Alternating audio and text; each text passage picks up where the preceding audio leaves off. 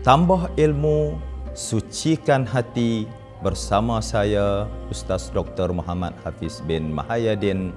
Sekilas bersama Ustaz, saksikan di UiTM Channel.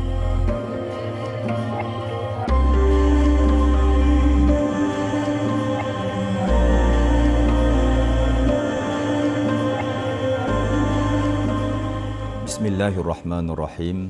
Assalamualaikum warahmatullahi wabarakatuh. Alhamdulillahilladzi ja'ala ala ibadihi faridatas siyam wa ja'ala lahum fihi zadan minat taqwa kulla am. Asyhadu an la ilaha illallah wa anna Muhammadan abduhu wa rasuluh wa ba'd. Dalam kesempatan ini, marilah kita menghayati firman Allah Subhanahu wa taala yang berbunyi, a'udzubillahi minasyaitonir rajim. Ya ayyuhalladzina amanu kutiba alaikumus shiyamu kama kutiba alal ladzina min qablikum la'allakum tattaqun. Dalam ayat ini Allah Subhanahu wa taala menyatakan tentang kewajipan puasa yang ditaklifkan ke atas kita umat Islam, seperti mana kewajipan tersebut telah difardukan ke atas umat-umat terdahulu. Puasa ditakrifkan oleh ulama sebagai menahan diri dari makan, minum dan perkara-perkara yang membatalkan puasa bermula daripada masuknya waktu subuh sehinggalah masuk waktu maghrib. Para ulama menyatakan bahawa kewajipan puasa ini disyariatkan, difardukan oleh Allah Subhanahu wa taala kepada Nabi Muhammad sallallahu alaihi wasallam dan umatnya pada tahun kedua Hijrah di bulan Sya'ban. Para ulama juga menyatakan tentang hukum puasa adalah wajib. Barang siapa yang telah cukup syarat sebagai seorang muslim mukallaf baligh berakal, maka menjadi kewajipan ke atasnya untuk melaksanakan rukun Islam tersebut. Sekiranya orang itu meninggalkan puasa, dia tahu hukumnya haram tetapi dia malas, dia culas, maka hukumnya dihukum sebagai fasik. Tujuan utama puasa disyariatkan adalah untuk menjadikan kita umat Islam ini sebagai hamba Allah Subhanahu wa taala yang bertakwa kepadanya.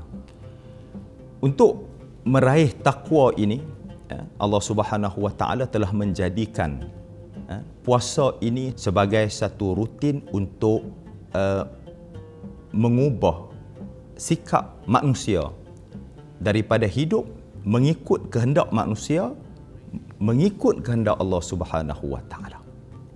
Dengan ibadat puasa ini, Allah Subhanahu wa taala mengembalikan kita cara yang betul macam mana kita nak menjadi hamba Allah Subhanahu wa taala.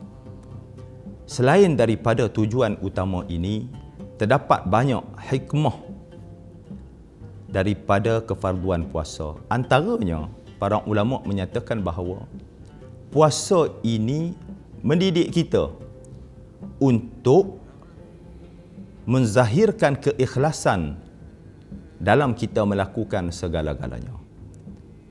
Orang-orang yang berada di sekeliling kita, termasuk orang yang akrab, yang dekat dengan kita seperti isteri kita, anak-anak kita, tidak tahu adakah benar kita ini sedang berpuasa.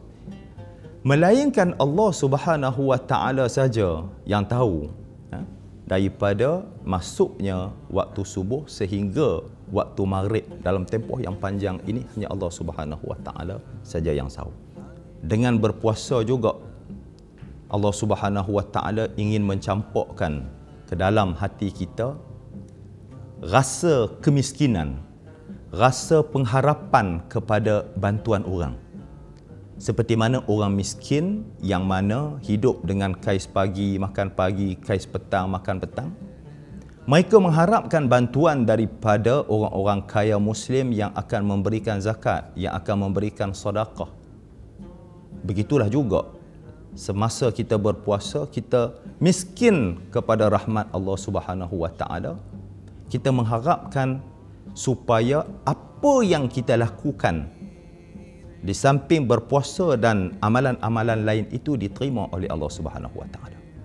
Maka sebab itu kita manusia adalah miskin di sisi Allah Subhanahu Wa Taala apabila kita pergi ke negeri akhirat.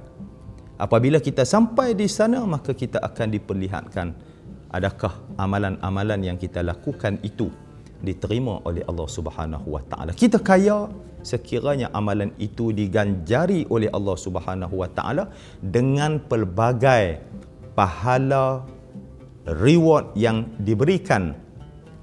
Di dalam bulan puasa sangat berbeza berbanding dengan pahala di dalam bulan-bulan yang lain. Dan kita mungkin menjadi miskin apabila kita sampai ke sana, kita dapati bahawa semua yang kita lakukan itu adalah nothing.